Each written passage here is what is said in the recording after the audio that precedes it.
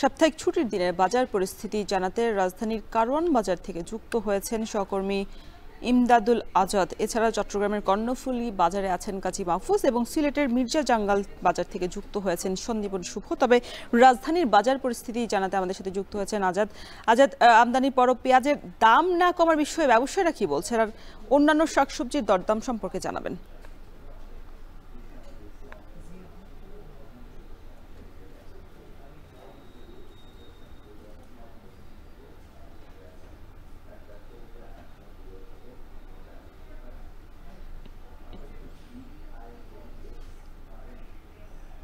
বাজারে যে শীতের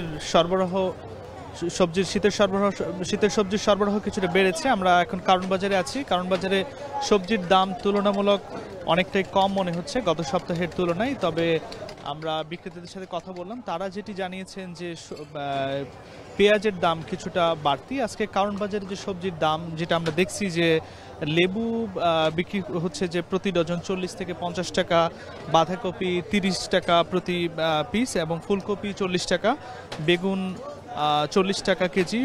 বেগুন এক সপ্তাহের ব্যবধানে প্রায় 50 থেকে 60 টাকা কমেছে। এছাড়া নতুন আলু কারওয়ান বাজারে বিক্রি হচ্ছে 30 টাকা কেজি, এটা অনেকটাই দাম কমেছে। আর গাজর বিক্রি হচ্ছে 40 টাকা কেজিতে, এই গাজরও প্রায় 50 থেকে 60 টাকা কমেছে গত সপ্তাহের ব্যবধানে। এছাড়া মিষ্টি কুমড়া বিক্রি হচ্ছে 20 টাকা কেজি দরে, করলা বিক্রি হচ্ছে 120 টাকা, এটার দামটা অনেকটাই কিছুটা বেশি। লাউ বিক্রি হচ্ছে প্রতি কেজি 60 টাকাতে।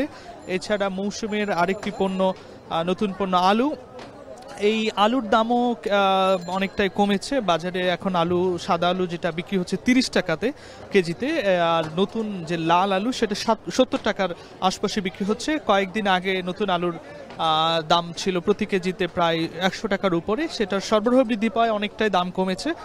তবে যে পুরনো যেটা আলু সেটার প্রতি কেজি 20 থেকে 25 টাকা দরেই এখনো বিক্রি হচ্ছে। আর পেঁয়াজের যে দামটা, পেঁয়াজের দাম এখনো অনেকটাই বাড়তি, যদিও যে নতুন যে মুড়িকাটা পেঁয়াজ বাজারে আসতে শুরু করেছে, সেই মুড়িকাটা পেঁয়াজের কেজি 100 থেকে 110 টাকা। আর পুরনো পেঁয়াজের দামটা আরও বেশি, প্রায় 135 থেকে 140 টাকা। বিক্রেতারা যেটি জানাচ্ছেন যে নতুন পেঁয়াজের সরবরাহ কিছুটা বাড়লে হয়তো পেঁয়াজের দামটা কিছুটা বাড়বে যখন নতুন পেঁয়াজের সরবরাহ কিছুটা বাড়বে।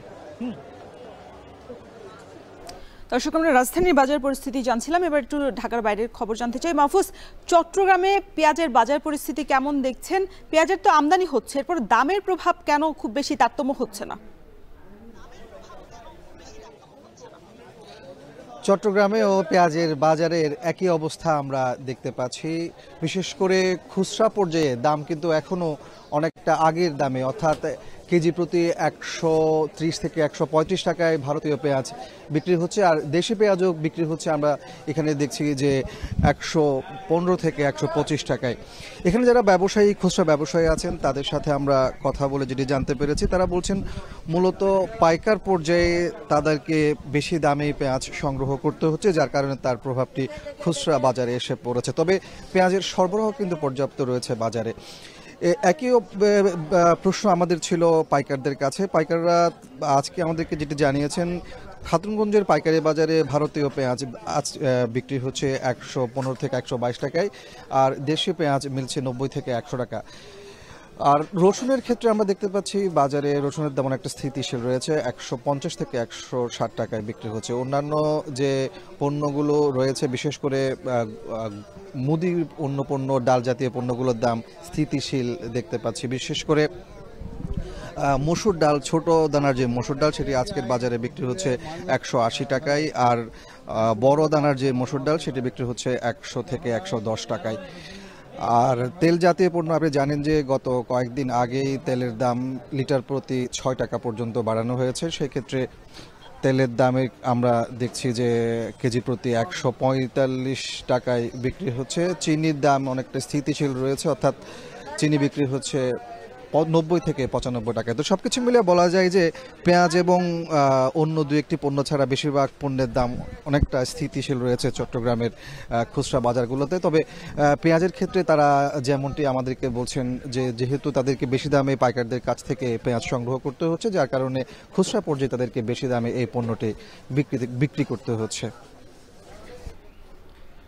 সন্দীপন শুভ, সিলেটের বাজারগুলোতে নিত্যপণ্যের সরবরাহ অনুযায়ী দাম কেমন দেখছেন? আর আজ ছুটির দিন হওয়ায় ক্রেতা উপস্থিতি কি আগের তুলনায় বেড়েছে কিনা বিস্তারিত জানাবেন।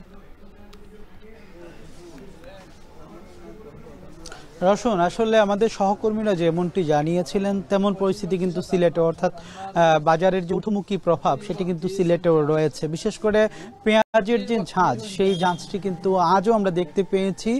আমরা জেনেছিলাম যে ভারত থেকে যে আমদানিকৃত পেঁয়াজের সংখ্যা বাড়ছে, কিন্তু তারপরেও দাম কিন্তু অদৃশ্য কারণে বলেন বা যে কোনো কারণেই বলেন, কিন্তু দাম এখনো বাড়তির দিকেই রয়েছে। অর্থাৎ যে পেঁয়াজ রয়েছে 130 টাকায় দেশি পেঁয়াজ বিক্রি হচ্ছে। এর পাশাপাশি যদি আমি অন্যান্য পেঁয়াজের কথা একটু বলতে চাই, সেক্ষেত্রে কিন্তু সর্বনিম্ন কিন্তু এখানে 110 থেকে 120 টাকায় বিক্রি হচ্ছে।